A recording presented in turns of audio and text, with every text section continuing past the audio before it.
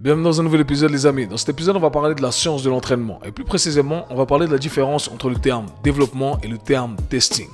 Ce sont deux termes qui sont souvent utilisés en pratique de manière interchangeable, or on ne devrait pas les utiliser de la sorte. On doit savoir distinguer ces deux termes et ce n'est que lorsqu'on comprend cette distinction qu'on peut appliquer nos méthodes d'entraînement, nos stratégies d'entraînement de la meilleure des façons afin d'avoir les résultats souhaités.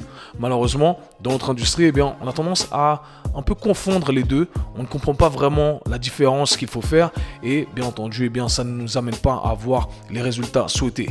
Et ce que je vais faire dans cet épisode, c'est que je vais chercher à éclaircir le tout et je vais parler de manière conceptuelle. J'adore parler de manière conceptuelle. Pourquoi? Parce que les concepts s'appliquent dans tous les domaines. Ce n'est pas précis à un contexte, ce n'est pas précis à un sport, à un domaine en particulier, ça s'applique partout. Si on comprend les choses fondamentalement de manière conceptuelle. J'adore faire la distinction entre la pensée théorique et la pensée conceptuelle. La pensée théorique, en très résumé ici, du moins comme moi je visionne le tout, on s'attarde vraiment sur les détails de la spécificité du domaine en question. Alors que conceptuellement, la pensée conceptuelle, on pense de manière très globale et cette façon globale d'approcher le tout nous permet d'appliquer cette pensée, peu importe le domaine, le contexte, etc. comme je viens de l'expliquer. Donc ce qu'on va faire, c'est que on va vraiment créer cette distinction et comprendre ces deux termes. Et c'est ce qui va vous permettre de comprendre un peu pourquoi j'explique ce que j'explique dans tous mes podcasts, pourquoi j'approche la science de l'entraînement telle que je l'approche. Mais pour la petite backstory, pourquoi j'ai voulu faire cet épisode, c'est parce que j'ai récemment posté une vidéo sur YouTube dans laquelle j'analyse les entraînements de joueurs de foot, de deux grands clubs en l'occurrence de foot, le Real Madrid et l'Atlético Madrid, et je mets en avant certaines pratiques, certaines méthodes qui sont utilisées dans le monde de la préparation physique et du fitness qui selon moi ne sont pas des méthodes qui amènent les résultats souhaités. Du moins, voilà, ce sont on a créé trop de hype, on a créé trop de une rumeur autour de ces outils-là, en l'occurrence les surfaces instables, en disant que ça allait nous donner X ou Y résultats. Et j'ai eu beaucoup de backlash, des gens qui me disaient non mais tu peux pas dire ça, comment tu peux critiquer ces gens, enfin bref, on va pas revenir là-dessus, mais c'était marrant parce que beaucoup de gens me disent tu peux pas juger parce que tu ne peux pas contextualiser, tu ne connais pas le contexte. Et c'est assez marrant d'entendre ces gens dire ça parce que je pense être quelqu'un qui, depuis mes débuts, essaie d'amener à chaque fois le fait de contextualiser les choses. J'ai jamais catégorisé quoi que ce soit en disant ça c'est bien, ça c'est pas bien. Il y a de bons mouvements, il y a de mauvais mouvements. J'ai toujours dit que ça dépendait du contexte. Depuis le début, je me vante de ça avec le Kesu Show. Je suis fier de ça plutôt, de dire que le but du Kesu Show, c'est d'apporter de la nuance. Donc je suis très conscient du fait que on doit contextualiser les choses, mais lorsqu'on comprend ce que je vais vous expliquer dans cet épisode-là, vous allez voir que malgré tous les contextes auxquels on peut penser, il y a quand même des choses qui ne font pas sens. Et c'est ce que je vais illustrer ici. Alors, je sais qu'il y en a beaucoup qui étaient confus parce que j'ai reçu des messages du style « Ah ok, je comprends ce que tu veux dire ici dans ce contexte-là, mais est-ce que les surfaces instables, ça a du sens pour le trail par exemple? Ou est-ce que les surfaces instables, ça a du sens pour une autre activité ou autre activité ?» Et c'est là que lorsqu'on comprend conceptuellement ce que je vais expliquer ici, le tout aura beaucoup plus de sens. Et pour comprendre le tout, on doit distinguer ces deux termes, le développement et le testing. Alors on va essayer dans un premier temps de définir ces deux termes. Qu'est-ce que le développement? Le développement fait référence à l'acte de créer quelque chose de nouveau, à l'acte de créer et développer quelque chose que nous n'avons pas. Or, lorsqu'on s'attarde sur la définition du terme testing, le testing fait plutôt référence au fait de ça relève les capacités d'une personne en la mettant à l'épreuve. Ça relève les capacités d'une X, vous mettez ce que vous voulez ici, d'une articulation, d'un muscle en le mettant à l'épreuve. Donc, en d'autres termes, on veut voir si ce qu'on a développé, si on veut voir si ce qu'on a fonctionne ou pas. C'est ça la définition du terme testing. Maintenant, il y a une nuance qui est très importante à comprendre entre les deux et c'est ce que je veux illustrer ici.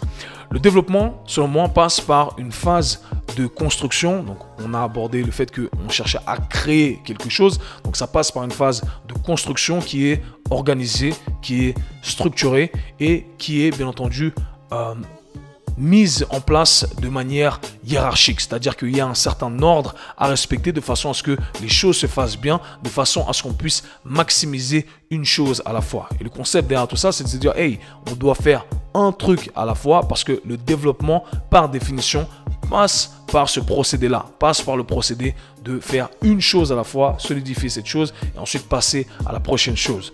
Pensez à ça comme si, comme premier exemple ici, comme si vous cherchiez à construire une maison. Eh bien, lorsqu'on va construire une maison, une maison en briques par exemple, eh bien, on ne va pas poser la maison en briques d'un coup comme ça. Non, on doit poser une brique à la fois, on doit faire en sorte que la brique soit bien alignée, qu'elle respecte tout ce qu'elle doit respecter en termes de positionnement, etc.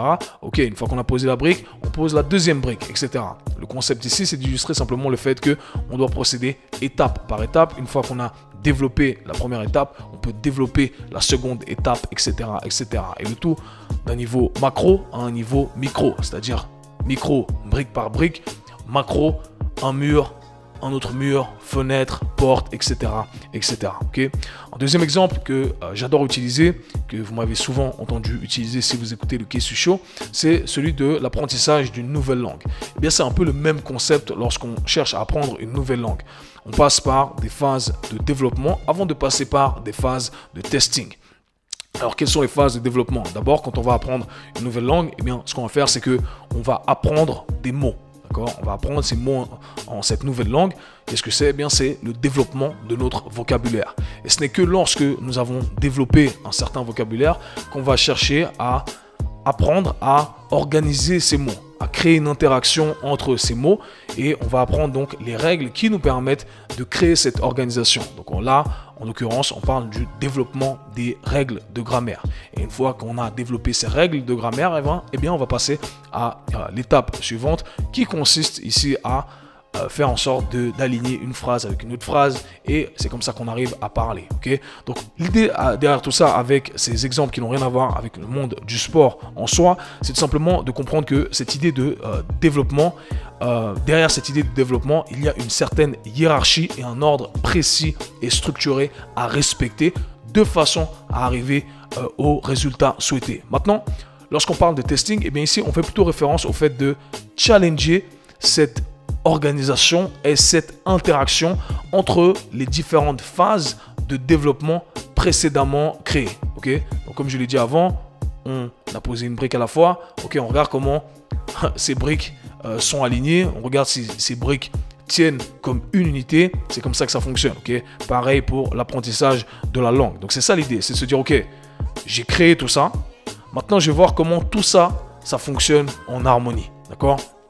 Et un point clé à garder en tête ici, c'est que lorsqu'on fait du testing, eh bien, on ne peut pas créer plus durant une phase de testing.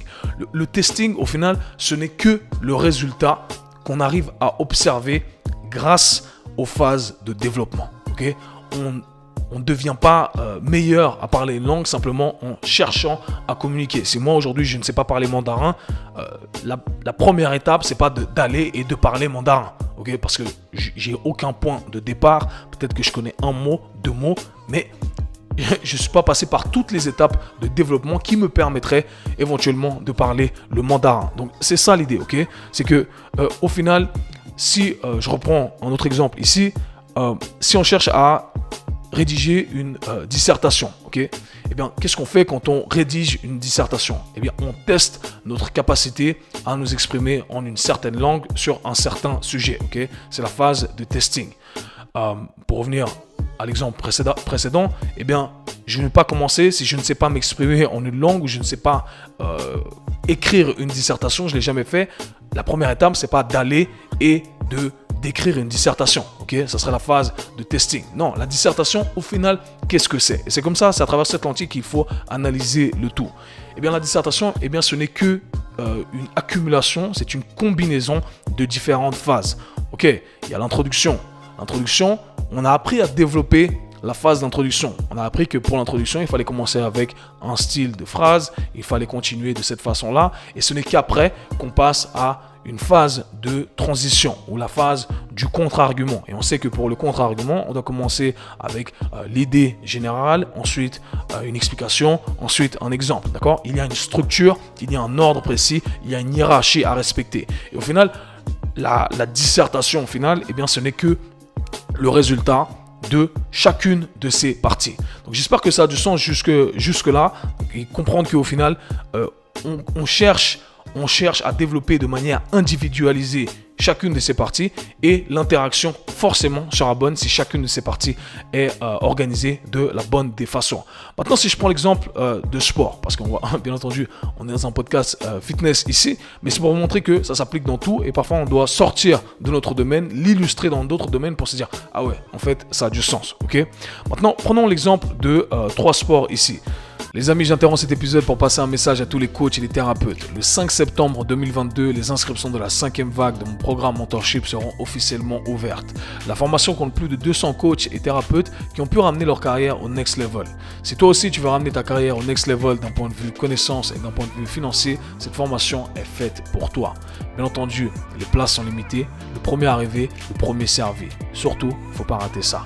Le lien est dans la description. Le premier exemple, l'exemple du bodybuilding. Imaginons que, voilà, on va s'attarder sur l'aspect esthétique. Vous voulez tester votre physique, d'accord? C'est un sport, on appelle ça le culturisme, le bodybuilding. Et bien, ce qu'on va faire, c'est qu'on va monter sur scène et les juges vont juger votre physique et dire ok, c'est bien, c'est pas bien, tu gagnes pas, ok?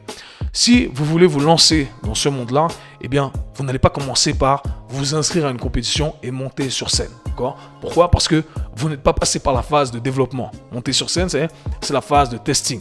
Donc, qu'est-ce qu'on doit faire? On doit passer par des mini-phases de développement. Les mini-phases de développement vont consister à construire un muscle à voix. Je vais construire mes biceps, je vais construire mes pectoraux, je vais construire mes quadriceps, etc., etc. Et ce n'est que lorsque j'ai construit chacune de ces parties que je peux monter sur scène et que je peux faire mon testing. Et il n'y a pas un exercice, ça c'est très important de le garder en tête, c'est pour illustrer cet exemple, il n'y a pas un exercice qui va muscler tout votre corps, qui va développer toutes les parties de votre corps. Ça n'existe pas, ok? Il n'y a pas un exercice qui va vous donner tout pour que vous puissiez être testé sur une scène dans le contexte du bodybuilding, du culturisme. On doit développer chacune de ces parties et c'est l'interaction de chacune de ces parties qui va vous permettre d'être testé, éventuellement de gagner votre compétition de bodybuilding. Prenons un deuxième exemple ici.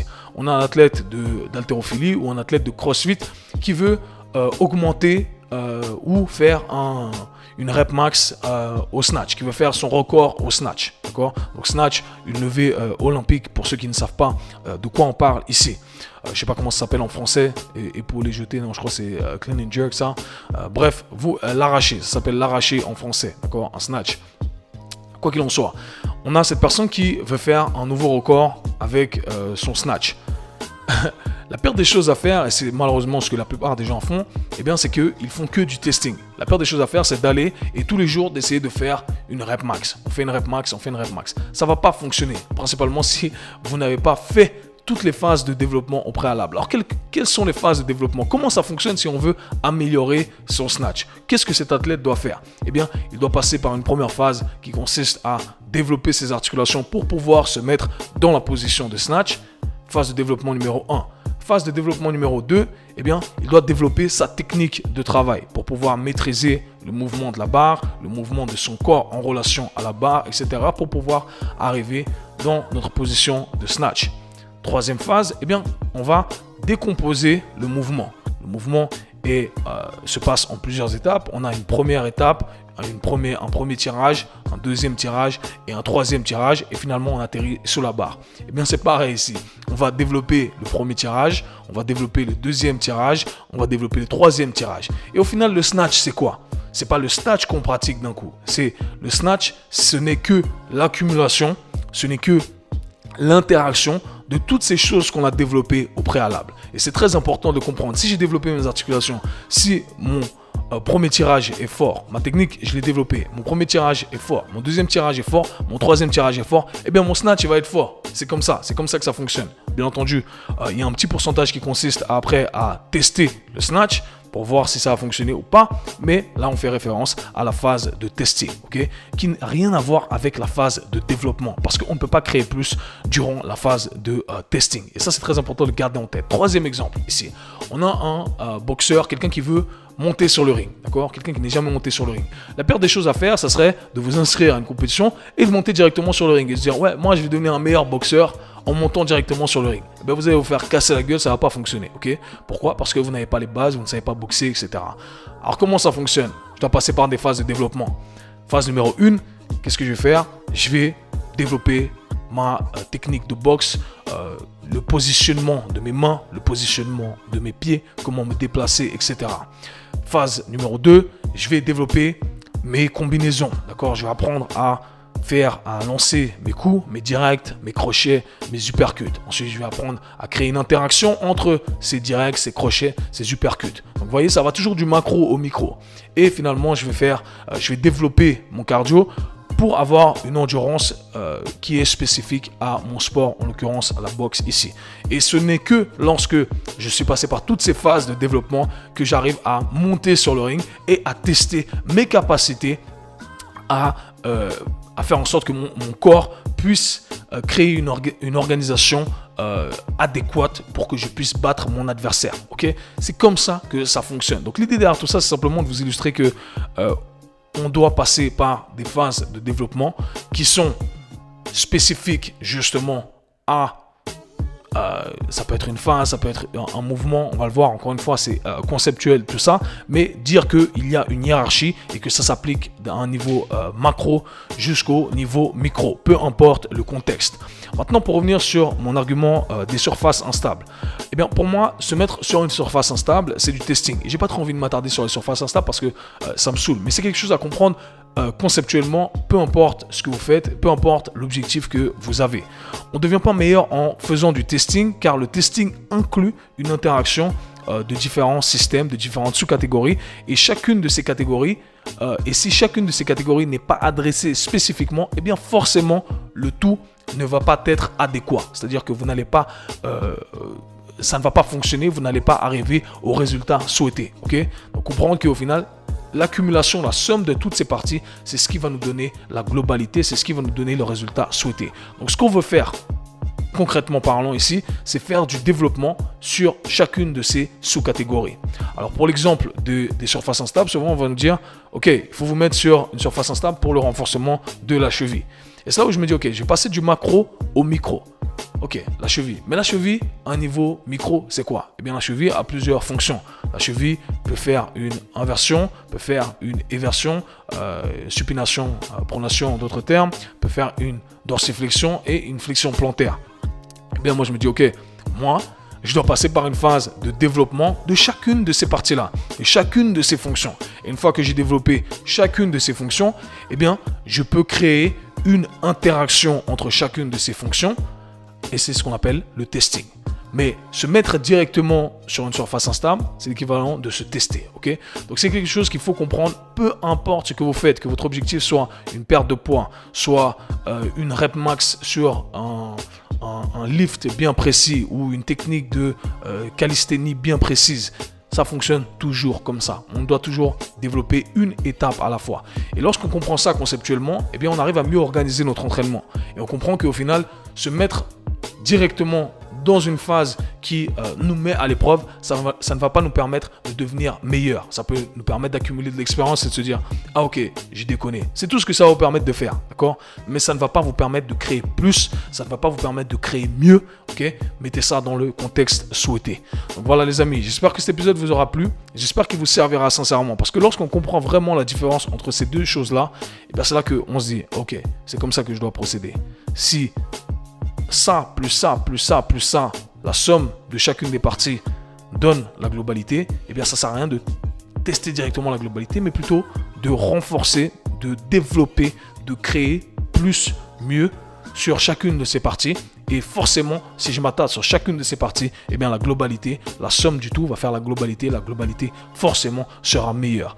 Donc voilà les amis, conceptuellement, c'est comme ça que j'explique le tout. J'espère que ça a du sens. Si vous avez des questions, n'hésitez pas à les poser. Dans tous les cas, nous, on se parle très bientôt. Peace.